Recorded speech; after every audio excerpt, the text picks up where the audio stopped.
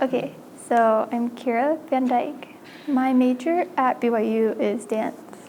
My name is Janine Mosarsa. I'm a Palestinian. I grew up in a Greek Orthodox Christian family. As a Christian minority in the Middle East, I understand how to live as a minority amongst a majority religion. But what I found hard here is that religion is even integrated in the classroom. And as a homogenous society, I found it difficult to find someone who's different, someone that don't believe the same things, or not necessarily don't believe, but just have a different perspective and understand who I am. It really depends on the people, definitely, though, because the people that I dance with currently, I experience none of that at all. So it's it really depends on who you're talking to.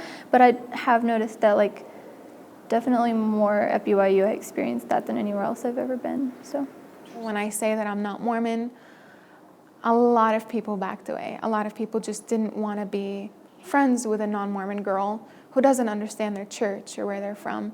And that, especially my freshman and my sophomore year, I found really, really hard to deal with.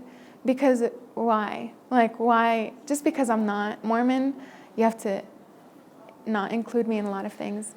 But I think a huge part of it is because I'm brown and I've experienced a lot of things outside of Utah or outside of the Mormon culture that I understand more about people and their backgrounds. So I feel like I'm more accepting of people, but I don't receive that.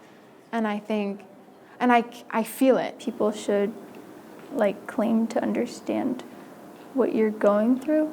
So I guess if it were me, I would probably just offer support instead of even mentioning that everyone goes through that. In classrooms, in a specific classroom, I was called on. I was never called on by my name. I was called on by my nationality, which was a really hard thing to deal with because I wasn't afforded my own identity as Janine. I was called Palestinian the whole entire classroom.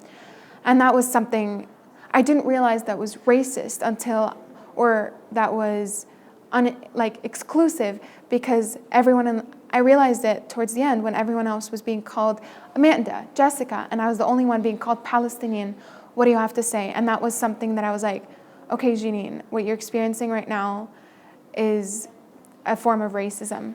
I feel like sometimes I'm treated like I'm missing something. Like they think that I am missing some aspect of life that they have that's important. It's that people tell me, and I'm like, you do realize that is racist or that is ignorant.